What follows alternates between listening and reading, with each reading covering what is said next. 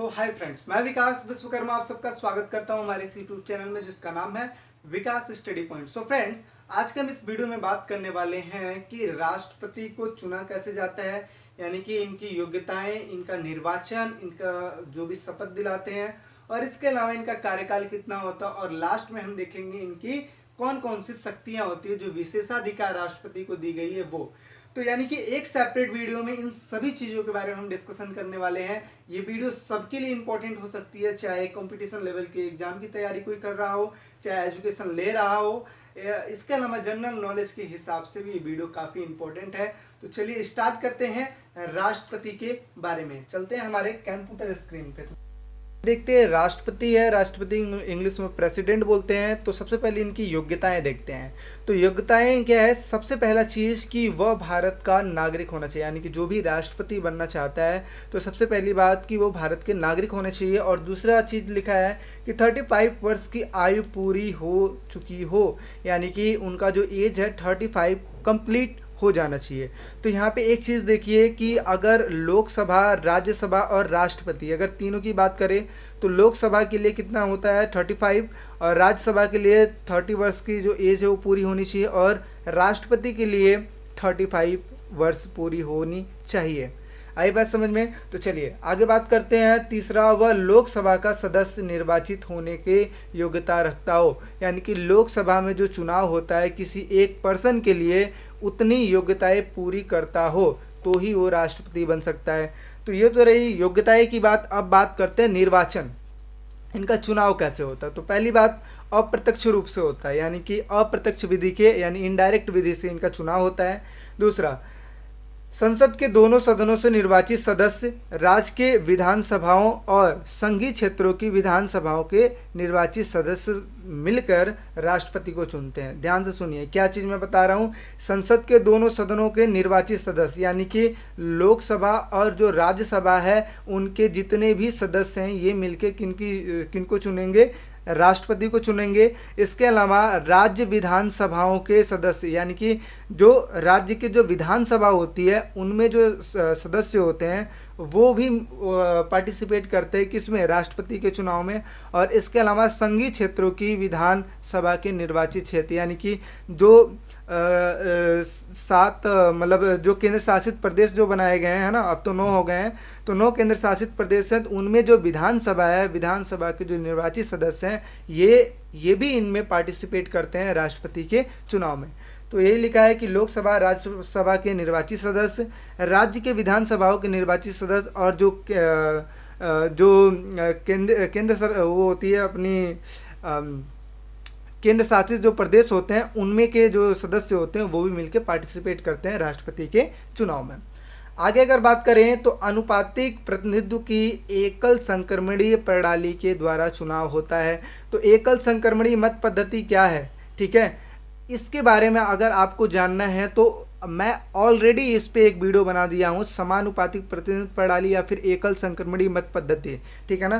तो इसको अगर आपको देखना है, इसको समझना है एकल संक्रमणीय मत पद्धति एक्चुअल में है क्या, तो आप डिस्क्रिप्शन में उसका लिंक दे दिया जाएगा, आप उस पर जाके देख सकते हैं, या फिर आइकन बटन पे नोटिफिकेशन आ रहा होगा उस पर क्लिक करके आप देख सकते हैं, क्योंकि इसके लिए मैंने सेपरेट वीडियो ही बना दिए ताकि बच्चों को कोई दिक्कत ना हो।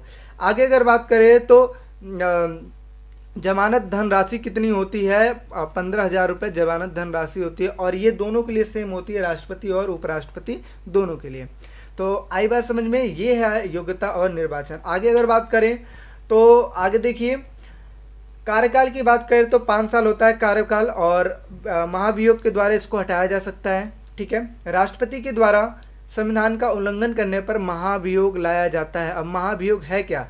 महाभियोग क्या होता है कि जो भी राष्ट्रपति होता है उसके खिलाफ अविश्वास प्रस्ताव, एक तरीके से बोल लो, ठीक है ना, उसको ले आया जाता है, सदन में पेश किया जाता है, लोकसभा राज्यसभा में किसी में भी प्रस्तुत किया जा सकता है। तो ये लिखा है महाभियोग प्रस्ताव को सदन के किसी भी संसद के किसी भी सदन में प्रस्तुत किया जा सकता है।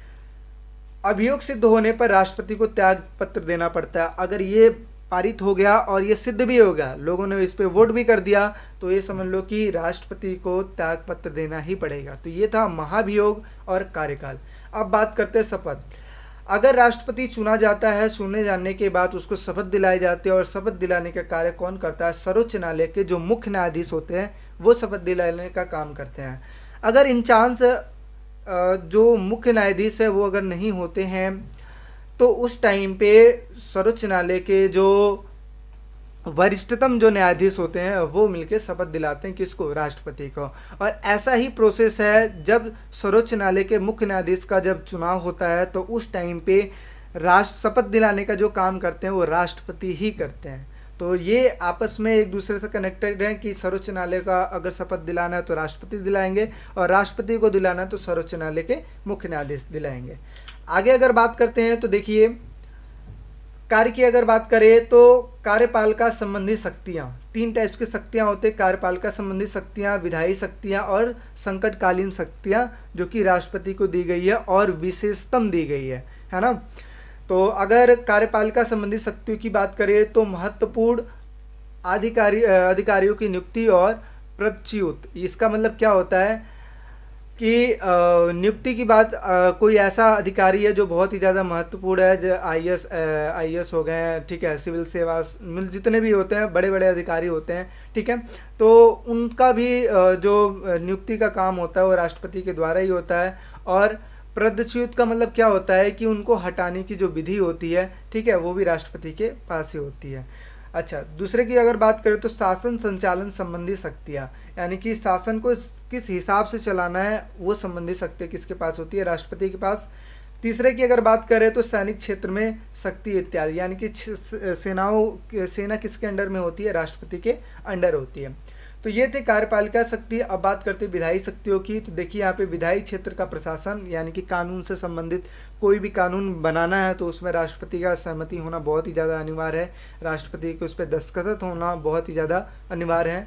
दूसरा अगर बात करें सदस्यों का मनोनयन का मतलब होता है उनका चुनाव करना। जैसे आप देखते हो कि जो राज्यसभा के जो 12 मनोनीत सदस्य होते हैं उनका चुनाव किस विधि से होता है और कौन करता है? तो राष्ट्रपति अप्रत्यक्ष विधि से करता है। आगे अगर बात करें तीसरे की, तो अध्यादेश जारी करने की शक्ति किसके पास होती है? राष्ट्रपति के पास होती है। और ये कब जारी की जाती है? अध्यादेश क्या होता है तो इस चीज़ को समझिए। अध्यादेश जारी किया जाता है तब जब सदन का जो होता है, सदन का कार्यकाल खत्म हो जाता है या सत्र खत्म हो जाता है। तो इन द इमरजेंसी केस में क्या होता है कि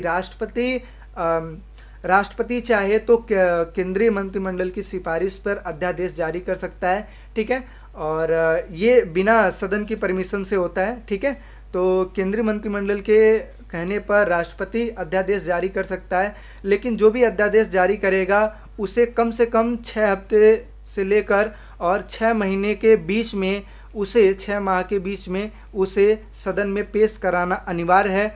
अगर वो पेश नहीं होता है तो जो भी अध्यादेश जारी होता है उसको बर्खास्त यानी कि ख़त्म कर दिया जाता है। अदरवाइज उसको सदन में पेश करवा के उस पर स्वीकृति लोकसभा राज्यसभा से दिलवा दी जाती है। आई बात समझ में? तो अध्यादेश कब जारी किया जाता है? जब सदन का सत्र खत्म हो जाता है, ठीक है ना। और केंद्रीय मंत्रिमंडल राष्ट्रपति से कहती है तो राष्ट्रपति अध्यादेश जारी कर देती है। आगे अगर बात करें तो राष्ट्रपति वित्त आयोग, संघीय लोक सेवा आयोग, चुनाव आयोग, भाषा आयोग और नियंत्रण तथा महालेखा परीक्षण आदि के प्रतिवेदन को संसद के समक्ष रखता है। यानी कि इन सब को संसद के समक्ष रखने का कार्यभार किसको दिया जाता है? राष्ट्रपति को दिया जाता है। इन सब चीज़ों पर ये नियंत्रण अपने हिसाब से रखता है। आगे अगर बात करें तो संकटकालीन शक्तियाँ जैसे संकट की स्थिति का सामना करने के लिए राष्ट्रपति को संविधान के द्वारा विशेष शक्तियां दी गई हैं। जैसे कौन कौन सी? तो ये 3 डेट बहुत ही ज़्यादा इंपॉर्टेंट है, ये सभी के लिए इंपॉर्टेंट है, खासकर अगर आप सरकारी जॉब की तैयारी करते हो उस टाइम पे भी और आपके एग्ज़ाम के भी हिसाब से इम्पोर्टेंट है। तो देखिए, अनुच्छेद की अगर बात करें तो अनुच्छेद 352 के हिसाब से बोला गया है कि अगर बाहरी आक्रमण होता है या फिर सशस्त्र विद्रोह होता है तो उस स्थिति में अनुच्छेद 352 लगाया जाता है, जो कि राष्ट्रपति के हिसाब से लगाया जाता है।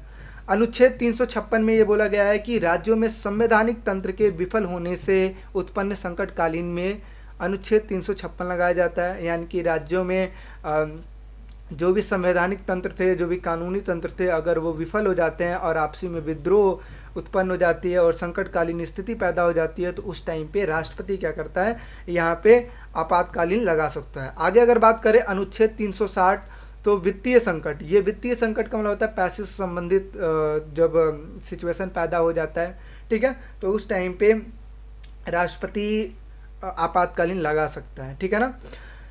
तो ये थी कुछ इन्फॉर्मेशन राष्ट्रपति के बारे में, जहाँ पे हमने इनके कार्यकाल, इनके शपथ और इनके हटाने की प्रक्रिया, शक्तियों के बारे में हमने जिक्र किया, ठीक है। आई होप आपको वीडियो अच्छी लगी होगी, और ऐसे ही इंटरेस्टेड वीडियो पाने के लिए, ठीक है, ऐसे ही इफेक्टिव वीडियो पाने के लिए, जनरल नॉलेज वाली वीडियो पाने के लिए आप हमारे चैनल को लाइक करें, शेयर करें, सब्सक्राइब करें, और ऐसे ही सपोर्ट करते रहिए, ताकि नए नए प्रकार की आपको वीडियो मिलती रहे। मिलते हैं नेक्स्ट वीडियो में, अभी के लिए बाय बाय, टेक केयर।